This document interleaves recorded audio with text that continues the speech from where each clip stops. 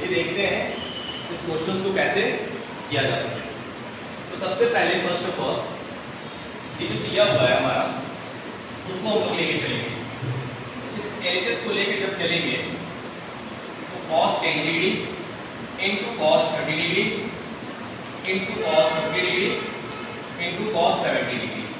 अब सवाल क्रिएट होता है कि cos 10 डिग्री का तो वैल्यू मालूम है नहीं, cos 50 डिग्री का वैल्यू तो मालूम नहीं है, cos 70 डिग्री का वैल्यू मालूम नहीं है, लेकिन cos 30 डिग्री का वैल्यू जो है हम लोग पढ़ते आ रहे हैं, है ना। cos 30 डिग्री का वैल्यू जो होता है वो √3/2 होता है ना। cos 30 डिग्री का जो वैल्यू होता है वो क्या होता है, √3/2। इसको लेके चलते हैं तो सबसे पहले हम लोग लिख देते हैं √3/2। अब आ जाएगा cos 10 डिग्री जो रिमेनिंग पार्ट बचा उसको लिख देना है एज इट इज cos 50 और cos 70 डिग्री। अब यहाँ पे सवाल क्रिएट होता है कि इसमें कौन सा फॉर्मूला हम लोग लगाएं। तो हम लोग देख रहे हैं कि cos A है, A मान सकते हैं, इसको B मान सकते हैं, या फिर इसको A फिर इसको B या फिर इसको A या इसको B।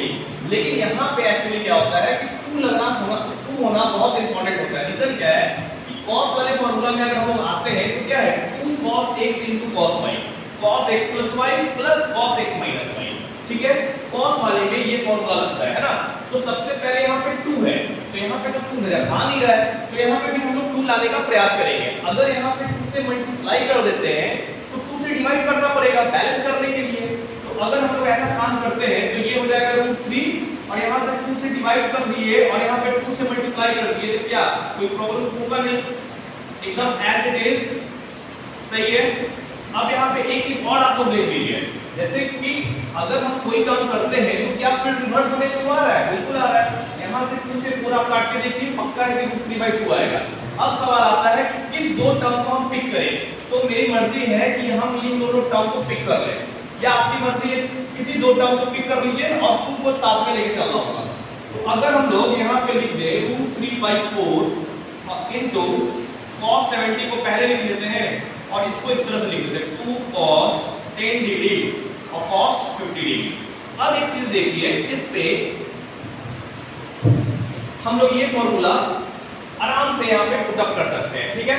तो यहाँ पे देखते हैं हम लोग √3/4 इनटू cos 70। इसका फॉर्मूला क्या था, cos a plus b plus cos a minus b। तो एक बार प्लस करना है और एक बार माइनस करना है। तो अगर हम लोग यहाँ पे लगा दें क्या हो जाएगा, cos 50 plus 10 60 and plus 50 minus 10 cos 40 degree. ये हमारा काम हो गया, क्लियर है। अब आगे की बात हम लोग देखते हैं कि आगे कैसे करना है। तो जैसे √3/4 आ गया हमारा ऑलरेडी, ठीक है, इनटू cos 70 डिग्री आ गया एंड cos 60 डिग्री का वैल्यू सब लोग को मालूम है 1/2 होता है, जिसका वैल्यू अगर यहाँ पे मालूम है आप आराम से पहले पुट अप करो, ओके। अब इस 70 डिग्री को हम इस पूरे टर्म से मल्टीप्लाई करेंगे तो एक्चुअली क्या हो जाएगा, यहाँ पे ये हो जाएगा cos 70 डिग्री बाई का 2। रीजन क्या है, यहाँ पे भी 1 है तो ऊपर वाले को ऊपर से नीचे वाले को नीचे से, यानी कि न्यूमरेटर को न्यूमरेटर से और डिनोमिनेटर को डिनोमिनेटर से यहाँ पे मल्टीप्लाई करना है, plus cos 70 degree into cos 40 degree.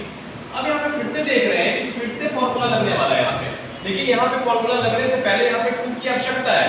तो फिर से हम 2 से मल्टीप्लाई करेंगे इस पूरे टर्म में। तो जब 2 से मल्टीप्लाई करेंगे तो 2 से डिवाइड भी करना होगा, तो ये 4 क्या बन जाएगा 1, यहाँ 2 आएगा अगर तो ये 2 क्या हो जाएगा, 2 से 2 कैंसिल हो जाएगा, है ना। तो यहाँ पे हो जाएगा cos 70 डिग्री, ठीक है, क्योंकि यहाँ पे ऑलरेडी 2 से मल्टीप्लाई कर रहा है, 2 से 2 क्या हो जाएगा कैंसिल, तो यहाँ पे 2 बचेगा नहीं।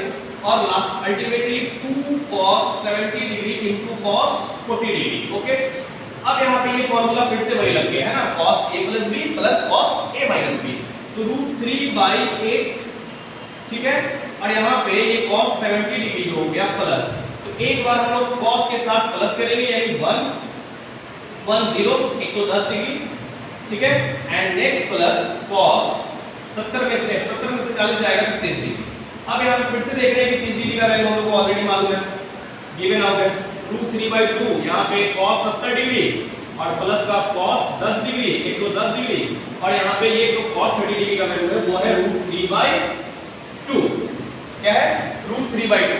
तो यहाँ पे एक फॉर्मूला और होता है cos a plus cos b, जैसे कि यहाँ पे अगर हम लोग बात करेंगे cos a plus cos b का फॉर्मूला का, तो यहाँ पे फॉर्मूला आ जाएगा 2 cos a plus b by 2 into cos a minus b by 2।